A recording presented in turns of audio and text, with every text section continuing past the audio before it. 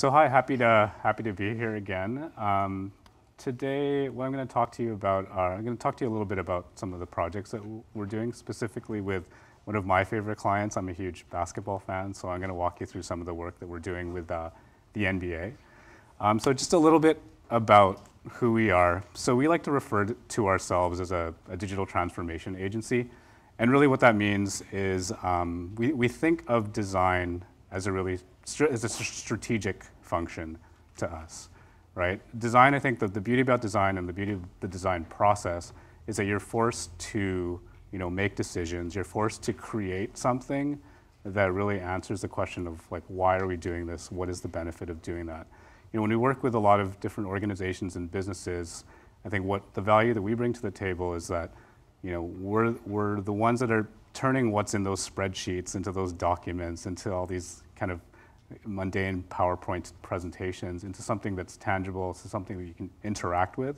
It's really a decision that's been made, and this is how we see things. So we're really trying to find the balance between the business, the user, and kind of the technical landscape that we're working in. So we've been around for a little while. We've been around since 2002, and I'm fortunate to have working with me two of your kind of Seattle alums, Christine Poe and Trixie Clacken, who's here today. So it's been great, the connection with Seattle and the folks that we've been able to work with. We are based in Vancouver, so we're proud to say that our headquarters is in Vancouver. We do all the work out of Vancouver, but we also have a New York office, and we're a member of the Society of Digital Agencies. So really, we think of our work kind of sitting in two different buckets. So digital products, platforms, and services is kind of a big thing for us now. We're doing a lot of really complicated platform and product and service design. But we also do digital brand and marketing campaigns. So there's a really natural relationship between those two different things. So some of the clients that we work with, just a handful of them here. The NBA I mentioned. We're doing a lot of interesting work with Adidas and their digital innovation group out of Portland. So they're in an interesting place now, trying to kind of catch up with Nike and all the digital initiatives that are happening there. And Pirelli, Western Union, TELUS. So lots of different projects, a big range of clients and types of work that we're doing there. But really, with the grounding or the centering thing with working with all these clients is our approach to design and our approach to like being very user-centric and really understanding like how customers and businesses need to play together. So I'll jump into the NBA work. So I'm going to show you a couple of different projects that we've done with the NBA. And the first is around the Team Sites platform. So I don't know if there are any NBA fans here in the audience, but in previous years, they had a framework that was really kind of ad heavy, very old and outdated. And they came to us to help them kind of redesign their site framework. So the challenge or the tricky thing with the NBA is that they have 30 teams in the league, all with various levels of kind of digital sophistication and knowledge. And they wanted us to design a framework that all 30 of the teams could use, but would allow them to have like kind of individualized or personalized sites. So unique experiences, but built all in the same framework. So before I get into kind of what we did here, I just wanted to ask you guys a couple of questions, because as we were going through this project, we were trying to figure out, okay, well, what are NBA fans doing? What are the sorts of behaviors that we need to be designing for?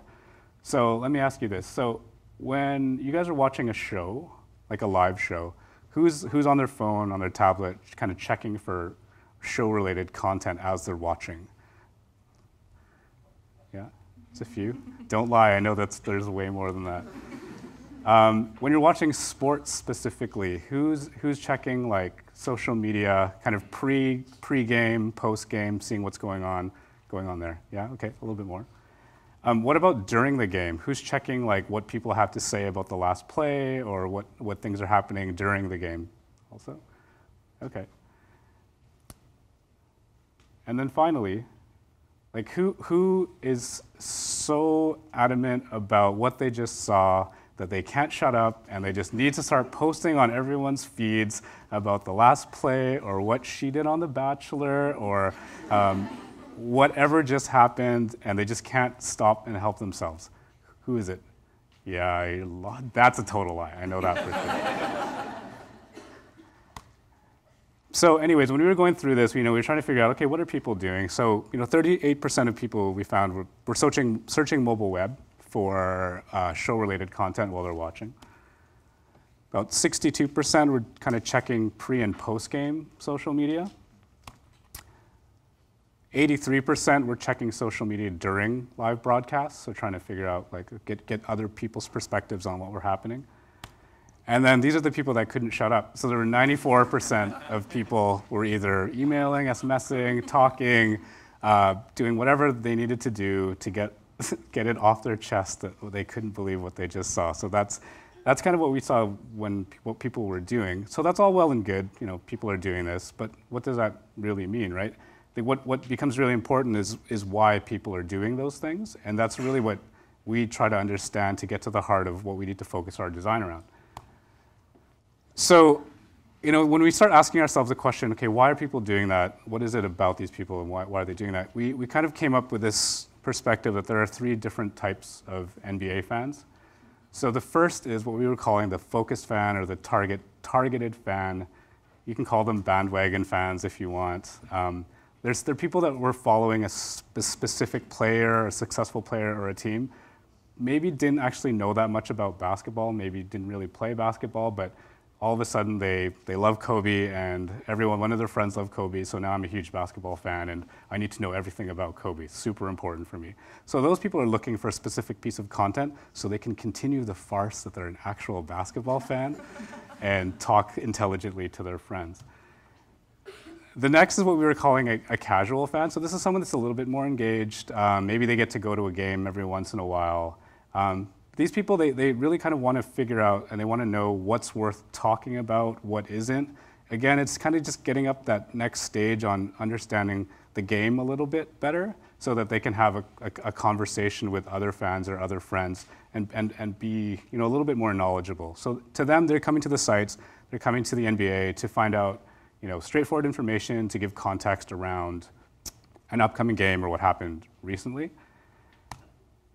And then the last fan that we kind of thought about was what we were calling the true fan. And his shirt actually says "Beat the Heat." So if anyone that knows me here, this was pre-Cavs LeBron James "Beat the Heat." So I'm not a LeBron James fan at all. So he was like, I really connected with this guy. So he's really the true fan. He wants game analysis. He's really loyal to the team, but he's also really critical to the team. So the challenge with these types of fans are, they're on ESPN, they're on like all these other different Bleacher Report, they're all over the place. And so we're not only competing with them for time, we're competing with these other destinations for what they're coming here for. So we had to take all those things into consideration. So when we get to that point, we're feeling really good about understanding everyone and what they're about. And what's really important for us is to kind of wrap that, what tends to be a pretty big pile of information, into what we call experience principles.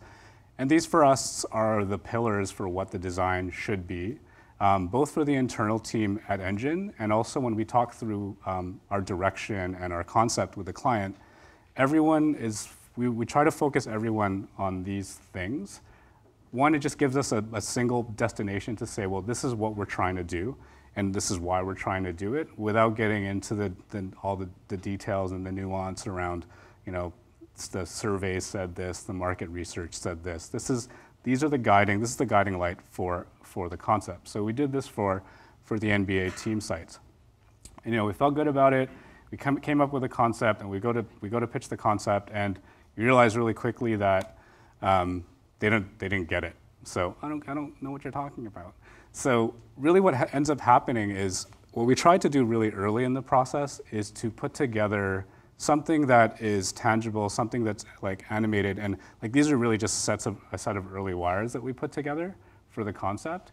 And what ended up happening is we had a really complicated concept in terms of how content would be moving in and out, how different teams would be able to customize things, and that's where we really lost the NBA at the very beginning. So it was a bit of a frustrating thing to think that you were really onto something really cool, and you just were having a really hard time communicating that.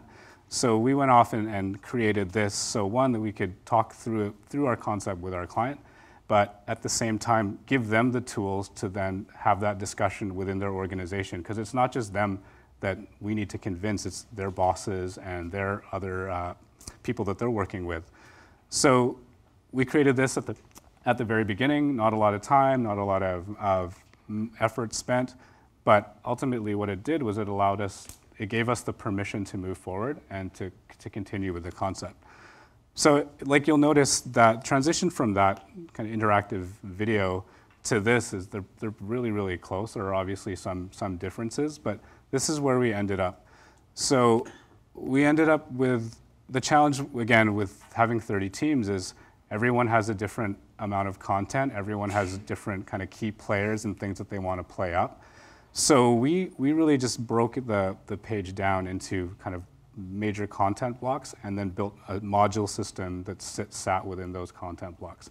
So in this particular case, ticket sales and broadcast or tune-in were really, really important to the league. So we needed to make sure that we were able to bring that up and bring that kind of front and center without taking away from someone that's trying to get to specific content or the more detailed analysis of what's going on. Also, it needed to be on mobile, so it's a responsive site. Everything that we did on desktop transitioned down into mobile, so you can see here that's the exact same site kind of on the mobile version. And we also needed to really change the way that stats and statistics were kind of designed and presented for the league. So the original kind of way of presenting stats, it's always really tabular, it's very heavy, it's kind of, you're always kind of searching and pecking for things. So what we wanted to do was really play up the players and really play up some of the key statistics visually with them. So I know this slide actually in aggregate looks really overwhelming, and it actually doesn't really look that good this way. But the reason I've put it here is this is the framework kind of in use in real time with all the different teams. So you can see that they're all structured very differently. Each team has its own kind of content and digital media team that's responsible for picking the modules, picking the content, updating that content as they see fit. So we really created a way for them to create a pre-game, live game, and post-game experience, all using a set group of modules and blocks. So even if it was the Milwaukee Bucks, who are kind of a pretty digitally naive kind of team, versus the LA Lakers, who had like a big budget, a big team. Both those teams are on the exact same framework, and they're both able to do what they need to do with the sites. So just in terms of results, the framework is now in use by 29 out of the 30 teams. That one team that's not using it is the Dallas Mavericks, because Mark Cuban thinks he knows more about technology than the NBA. But this is an improvement, because before this, I think about 20 teams only were using the same platform, and everyone else, 10 of the other teams were kind of all over the place. So we've been able to create consistency for the league there. Another challenge for us, and a big revenue driver for the NBA and for the team specifically, was advertising revenue, right? So one of the things that we came in, we said, oh, these sites are really nasty. There's way too much advertising. They're all over the place. It's a mess. It's a really tired experience.